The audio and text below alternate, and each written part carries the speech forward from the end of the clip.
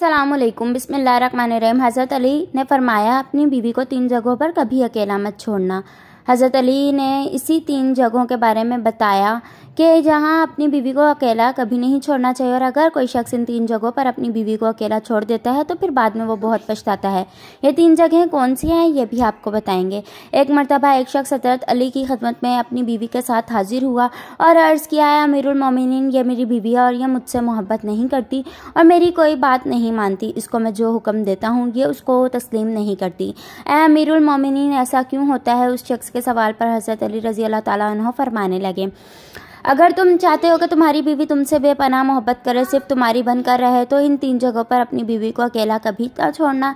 ये वो 3 जगह हैं जहां तुम्हारी बीवी को तुम्हारी सबसे ज़्यादा ज़रूरत होती है, और किसी भी सूरत में इन जगहों पर अपनी बीवी को अकेला ना छोड़ना, वरना तुम बाद में बहुत पछताओगे।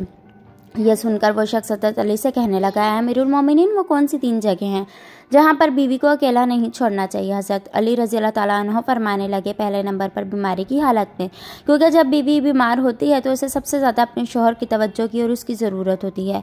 बीवी जब दुखी और परेशान होती है तो उसे अपने शौहर की ज़रूरत होती है, क्योंकि बीवियों की दुनिया बहुत छोटी हुआ करती है।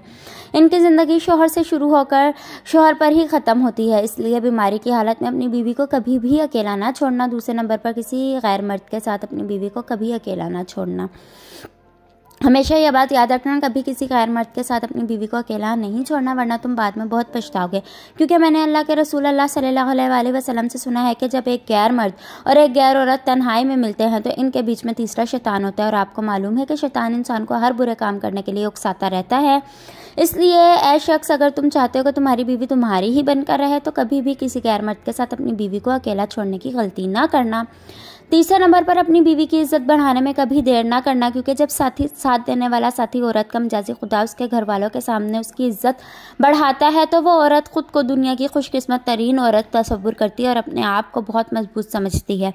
इसलिए हमेशा अपने घर वालों के सामने अपनी बीवी की इज्जत बढ़ाने का कोई मौका हाथ से ना जाने देना। अल्लाह हाफिज़ फ्रेंड्स।